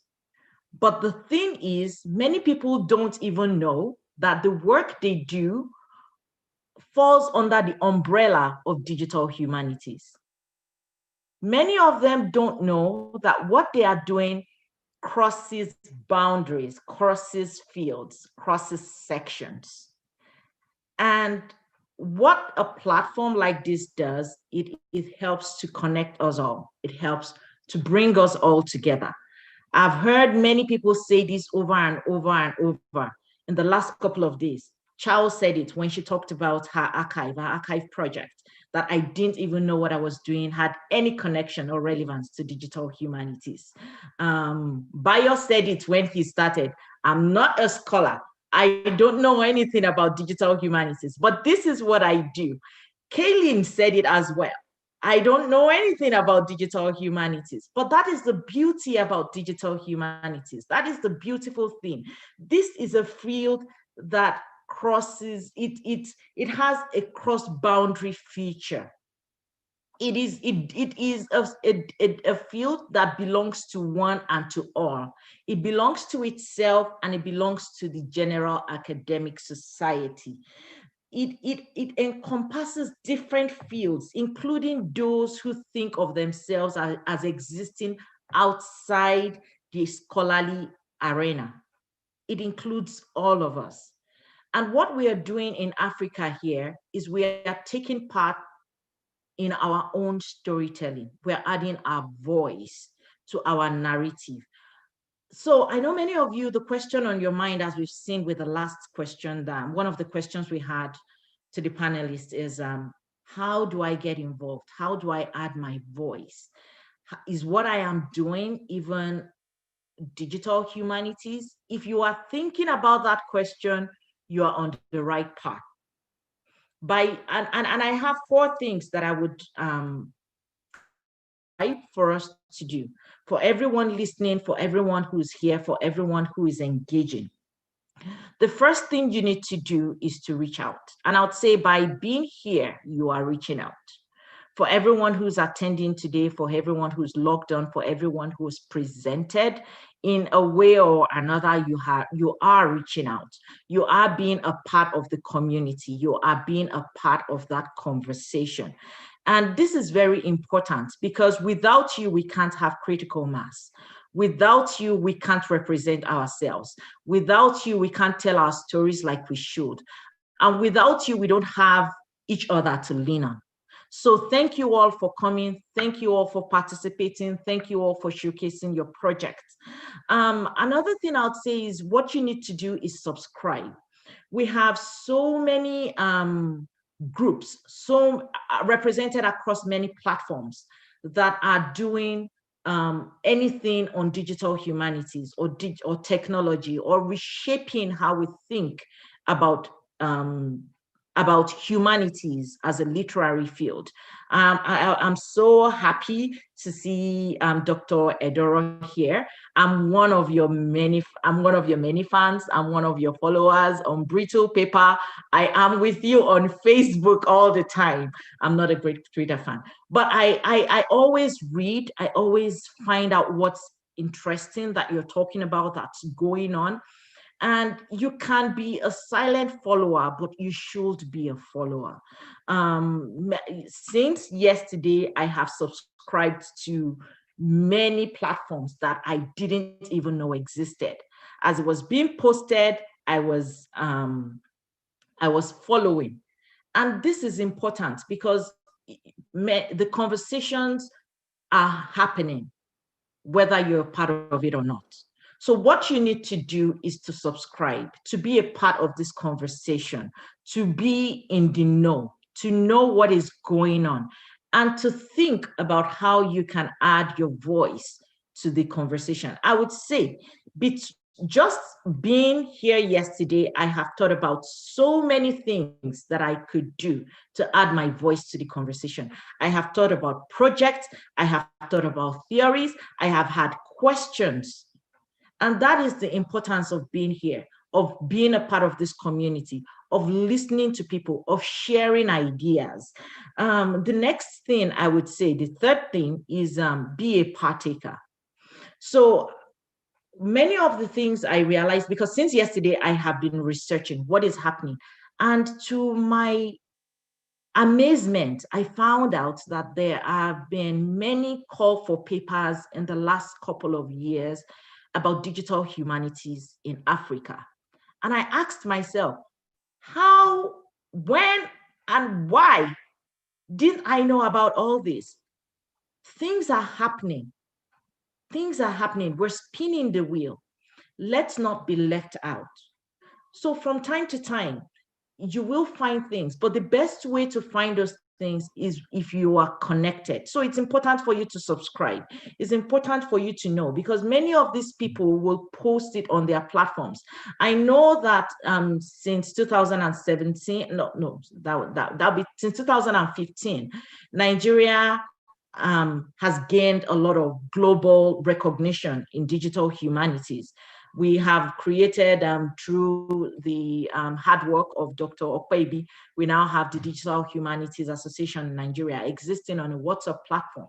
Many people don't know. If you are in Nigeria, you need to sign up on that platform. I think there's a way you can get in touch with Dr. Okwebi. Dr. Yeku would probably be posting something about that soon. Get involved, be on that platform, be a contributor. Send your papers, join Global Outlook Digital Humanities. That is it is a social interest group that is particularly interested in bridging the gap between low income and high income economies. It's actually bridging the gap between worlds. And Nigeria has been a partaker of this connection, of this bridge, because I know that many in the last couple of years, professors from Canada and US have visited Nigeria and have presented at the Digital Humanities Association in Nigeria annual conferences. But the most important outcome of that connection is many Nigerians now have been able to publish, have been able to add their voices to the development of the digital humanities conversation by leaning on these connections. It is what it is. Sometimes for us to come up, for us to go up, we have to lean on some of the established bodies that we have. And we are happy that we are bridging that gap. We are making that connection. So be a partaker, join your groups. I know that there is a group in South Africa. I know that there's one in Ghana. I know that Kenya has too. So if you haven't asked questions on how to join, and then you will have access. You might be able to have access to some of your funding inquiries. You might be able to have answers rather to some of your funding inquiries, because you can't have answers if you're not in the know. Just a couple of days ago, a friend of mine posted on one of the WhatsApp groups I'm on and said, this is a professor at Carleton University in Canada who wants to connect with a professor in West Africa in these fields. I took that post, I forwarded it to another friend. That is the importance of connection. Now we have the access opening up. We ourselves have to do the work of being involved. Then I would say, lastly, be globally visible. In 2015, when I met Dr. Okpebi, it was because he was coming for a program, for a conference here in Canada. And it was a digital humanities conference. Since then, there have been so many other conferences about digital humanities around the world. If you're thinking your work borders on digital humanities, do not hesitate to apply for these conferences. I know that there are professors in this part of the world who would say, well, it doesn't fit with us, but these are places where you can, that might be interested in this line of discussion, and they will send you in the right way. I know that in humanities, in digital humanities, we are human. We are very human. We listen and we connect people. So please let us continue to add our voice. Let us continue to tell our stories. There are many avenues through which we can do this. And you won't be able to do it if you're not visible, if you're not reaching out, if you're not subscribing, and if you're not partaking. So thank you very much for coming. Feel free to reach out to me, reach out to people, the organizers, the hosts. And I'll say again to Brian and to James, thank you so much for creating this avenue. Thank you so much for building this platform, for creating a way for us to be able to further this discussion, to tell our stories. And I would say, thank you again, everyone. Being a part of this has really gladdened my heart, and I am looking forward to future endeavors. Bye. Thank you so much, Titi. Those were beautiful words, and all your 4 steps are all fantastic advice. And I also really like your point that many of us are doing digital humanities, even though we don't think we are, or don't realize that we are. And I think some of that maybe goes back to that funding question. Funders sometimes define what we think as digital humanities, and we may need to help those funders sort of expand what they think of as digital humanities. And Irina, that was great as well. I think about the survey that you and I did maybe 10 years ago on a survey of institutional repositories in the region. And it feels like things have developed quite a bit in terms of that infrastructure. So I have a couple questions for you both, but I also got a message from Tunde Okpebi, who wants to add some more information about the funding sources. So I'm going to turn it over to Tunde for a couple of minutes. Thank you so much, Brian. Once again, I want to thank Brian and James. Of already Titi has already spoken my mind in actually expressing how grateful we are for creating the platform that African DH scholars, we can share stories and then expand the network. And I can assure you that with this kind of initiatives, definitely DH will be growing in Africa, and then we're connected with our colleagues and friends in the diaspora.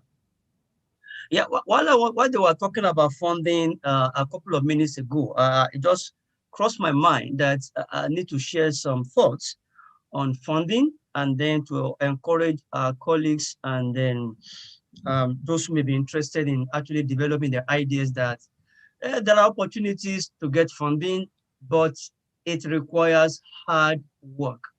Hard work. Number one, I will encourage you to create a platform. Where Titi has already mentioned that we need visibility.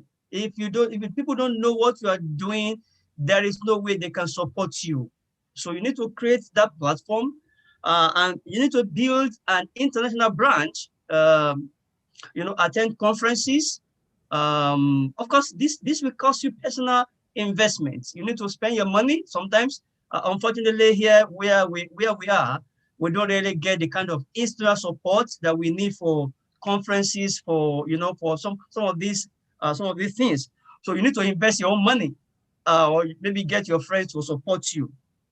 Number two, you create a network that you can leverage on.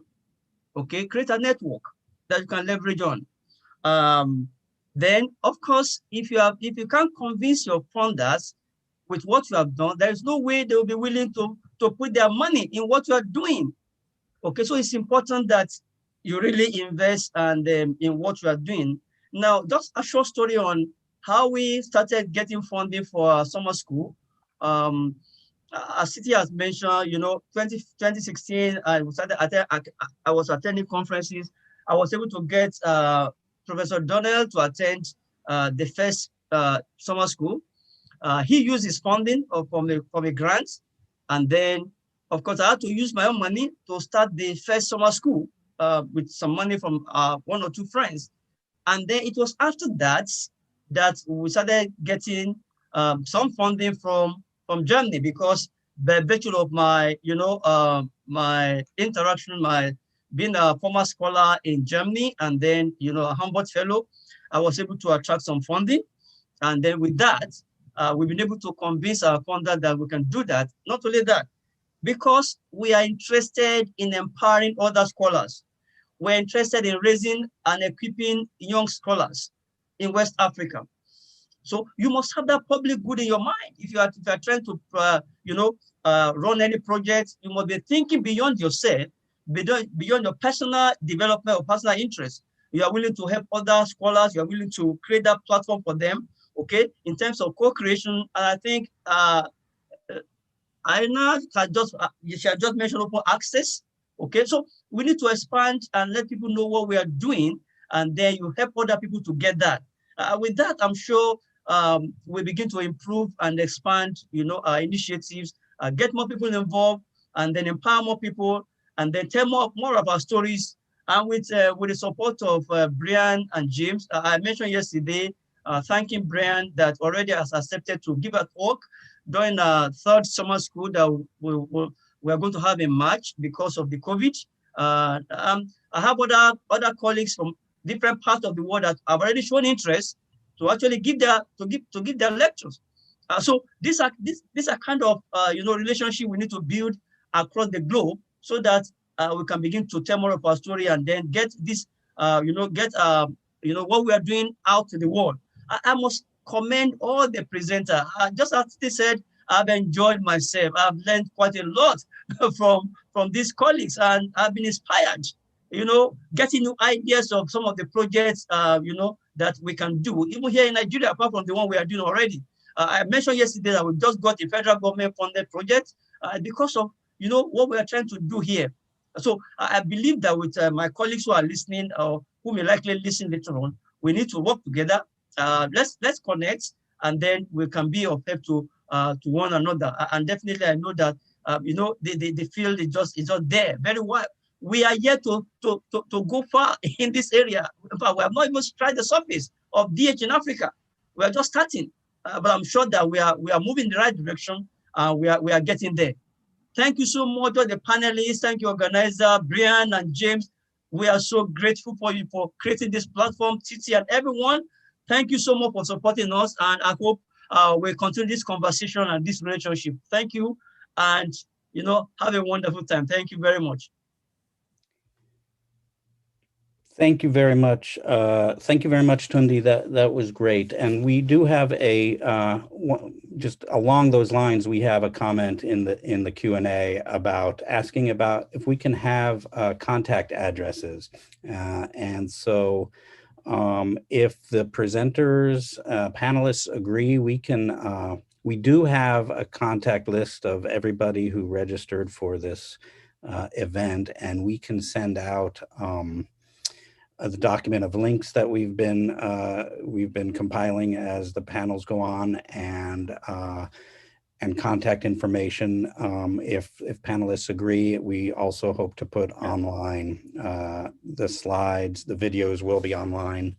And as I mentioned yesterday, when Zoom, when we turn off the Zoom meeting, everyone disappears. So I know there's been chat on Twitter that we really hope we can do this again and keep this conversation going in other forms as well. I know we're we're quite a bit over time. So I just want to echo everyone, thank everybody, let you all know how inspiring this all was. I do hope we can continue this. I'd like to turn it back over to James to say a few concluding remarks and mention some other upcoming events. So thank you all. Okay, thank you, Brian. And again, just to thank everyone for being a great part of this. I have learned so much in the last 48 hours myself. And for me, the story of this event is the story of everyone who has participated to make it work. So from our core sponsors, from Irina to Tunde to the guys at the Kansas African Studies Center to the IDRH, Brian, Kaylin, and Sylvia. These are great guys to work with, and I'm so grateful that together with all the excellent speakers we've had in the last 2 days, we've been able to do something quite profound. This is the first of it, certainly not the last. I hope that when we invite you guys to come again, probably next year or sometime soon, you will agree to participate. In terms of future event, I'll just mention that we'll be having a panel on the famous Onitsha Market literary pamphlets sometime in the spring. So please be on the lookout for that.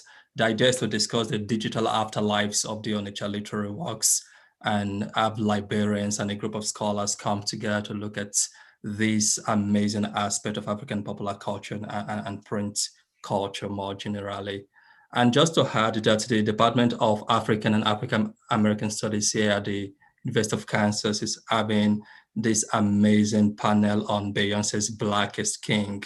And be on the lookout for this information online. Also, we'll probably circulate it online and through other platforms. It promises to be a great one. It's part of the series of activities we are putting together as we celebrate the 50th year anniversary of the department. So that's something to keep in mind. So just to conclude, it's that time when it gets silent and awkward as people sign out of Zoom.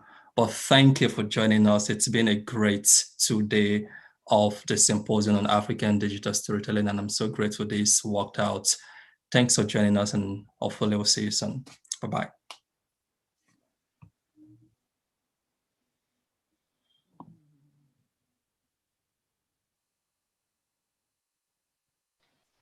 Thank you so much. Bye. Bye. Thank you. Thank you. Thank you so much. Thanks, James. Thanks, Brian. Thanks, Irina. Bye. And thanks, Sylvia. Bye. Bye, everyone. Bye. Thank you. Thank you, Bayo. That was beautiful. Thank you, Titi, Brian, James. Bye. Thanks a lot.